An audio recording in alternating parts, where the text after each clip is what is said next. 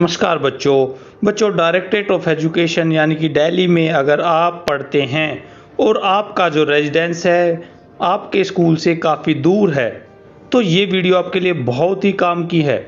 जी हाँ बच्चों, online transfer के लिए ऑप्शंस अब दिल्ली गवर्नमेंट के स्कूल्स में खुलने लगे हैं।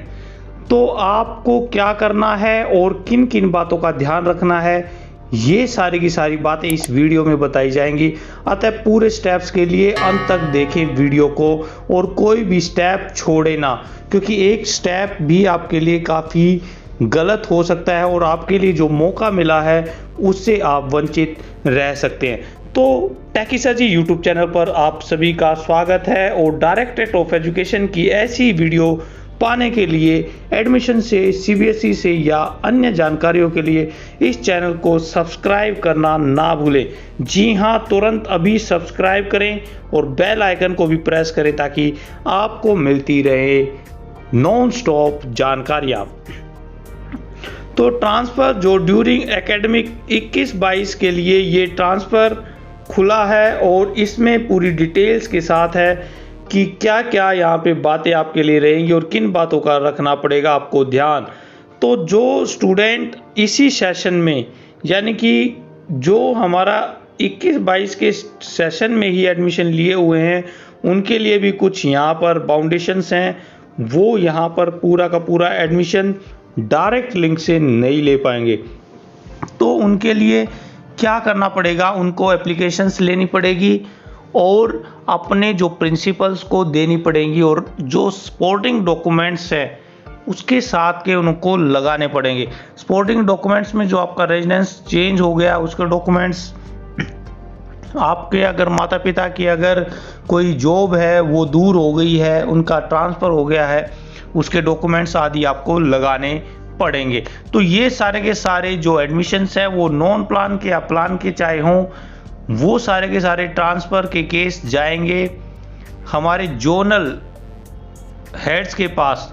तो इसी सेशन के जो भी ट्रांसफ़र वे हैं जो एडमिट हुए हैं उन सभी के लिए जो प्लान या नॉन प्लान के हैं वो सारे के सारे यहाँ पर जोनल ग्रीवेंस जो कमेटी है उनके पास जाएंगे और जोनल लेवल पर ये ट्रांसफ़र्स किए जाएंगे। जी हाँ, जोनल लेवल यानी कि जो डीडीज़ हैं, deputy director of education, directorate of education के अंदर है, तो वो इसका डिसीजन लेंगे कि क्या ये जेन्युइन केस है और वो रिकमेंड करेंगे, डीडी जोन करेगा डीडी डिस्ट्रिक्ट को। अगर यहाँ पर वो नहीं कर पाते हैं पूरा कार्य तो आगे भेज देंगे, नहीं तो एसएलसी को इशू कर देंगे जो जिसमें भी डिजायर स्कूल है। इसलिए आपको सबसे पहले ये काम करना पड़ेगा कि अपने जो डिजायर्ड स्कूल्स की लिस्ट आपने नोट कर लेनी है, जिस स्कूल में आप जाना चाहते हैं, और वहाँ से पता कर लेना है कि क्या वहाँ पर वैकेंसी है। कई बार ऐसा होता है कि विद्यालय में वैकेंसी अवेलेबल नहीं होती और आपका जो पूरा प्रोसेस है वो बेकार चला जाता है। तो एक छोटा सा काम आप इस तरह से कर सकते हैं। हाँ साथियों, अगर आप किस विद्यालय में जाना चाहते हैं ये कमेंट बॉक्स में ज़रूर बताएं और आपकी क्लास कौन सी है और किस सेशन में आपने एडमिशन लिया है। तो ये तो पूरा प्रोसेस मैंने बताया उन बच्चों के लिए जो कि इसी सेशन में एडमिशन लिए हुए हैं, लेकिन बहुत सारे बच्चे जो पिछले सेशंस में भी थे और वो भी अपना ट्रांसफ़र लेना चाहते थे, वो भी ध्यान से देख लें और ये पूरा का पूरा प्रोसेस वो फॉलो कर दे। एक बात और बतानी मैं भूल गया कि अगर डिप्टी डायरेक्टर से काम नहीं होता है यानी कि वो उनसे या कुछ कमियां रह जाती हैं तो वो आगे फर्दर रीजनल डायरेक्टर को उसको भेज देते हैं। तो यहाँ पर एक बात ध्यान रखें कि 10% जो कि टोटल एडमिशन हुए हैं उनमें से केवल 10% स्टूडेंट को ही ट्रांसफ़र किया जा सकता है।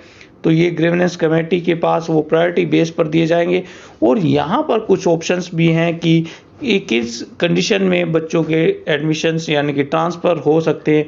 तो सबसे पहली है दिव्यांगजन। अगर बच्चा दिव्यांगजन है और उसके पास सर्टिफिकेट है गवर्नमेंट हॉस्पिटल का तो यहाँ पर कंसीडर किया जाएगा यानी कि उनका ट्रांसफ़र किया जाएगा। इसके अलावा अगर जो स्टूडेंट है वो किसी क्रोनिक इलनेस से पीड़ित है और उसके लिए कोई गवर्नमेंट हॉस्पिटल के जो डॉक्यूमेंट्स हैं तो भी यहाँ पर कंसीडर्स किया जाएगा और उनका ट्रांसफ़र होने के चांसेस बहुत ज़्यादा है। इसके अलावा जो सिबलिंग केसेज है, मतलब भाई बहन हैं, एक भाई यहाँ स्कूल में पढ़ता है, दूसरा भाई दूसरे स्कूल में पढ़ता है, तो उस कंडीशन में भी यहाँ पर ट्रांसफ़र के लिए काफ़ी उसके अच्छे चांसेस हैं।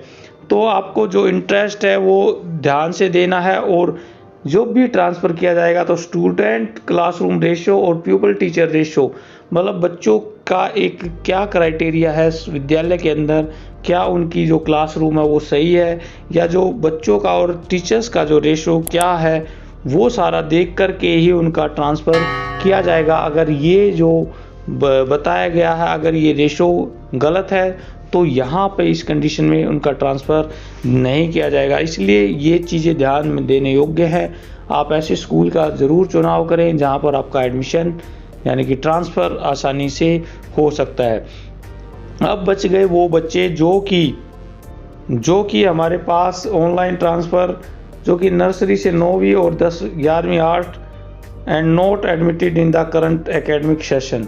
तो ये दूसरी कंडीशन है हमारी कि वो नर्सरी से 9वीं क्लास के होने चाहिए और 11th आर्ट के होने चाहिए, और वो इस विद्यालय में इस सेशन में नहीं एडमिट होने चाहिए। मतलब उनका एडमिशन हमारा 2020-21 के सेशन में होना चाहिए, और साथ ही वो नर्सरी से 9वीं और 11वीं आर्ट्स के स्टूडेंट होने चाहिए।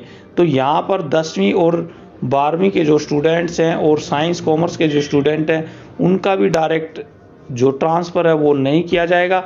ये बात आप ध्यान रख लें। तो यहाँ पर रेजिडेंस की वजह से अगर चेंज होता है या कोई अदर रीज़न होता है तो वो भी यहाँ पर फॉर्म भरने के लिए एलिजिबल हैं। तो हेड ऑफ़ द इंस्टीट्यूट्स जो है वो जो रिक्वेस्ट है वो उसको प्रोसेस करेंगे, और जो पेरेंट्स हैं, गार्जियंस हैं, वो इसके लिए ट्रांसफ़र लेके जाएंगे और पूरा वेरिफिकेशन उसमें होगा कि जो डॉक्यूमेंट्स उन्होंने दिए हैं वो पूरे सही हैं।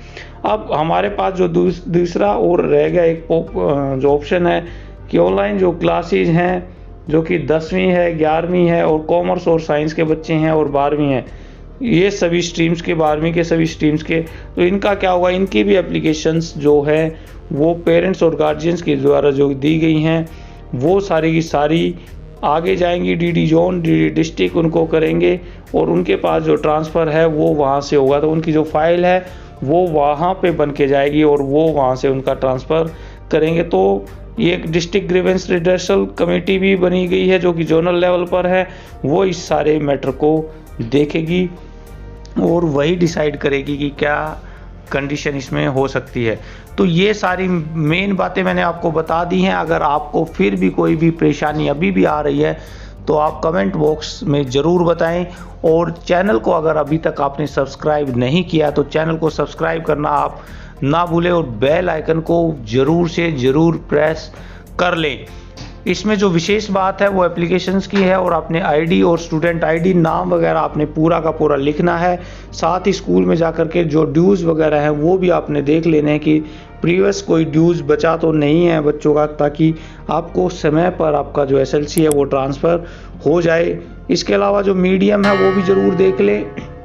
कई बार बच्चे दूसरे स्कूल में ट्रांसफ़र करा लेते हैं, लेकिन वो जो जिस मीडियम में पढ़ते हैं, या हिंदी में हिंदी का और इंग्लिश में इंग्लिश का, वो मीडियम उनका नहीं मिल पाता, या उनके जो सब्जेक्ट्स हैं वो सही तरीके से नहीं मिल पाते। इसलिए आप ट्रांसफ़र लेने से पहले ये पूरी जानकारी अवश्य से अवश्य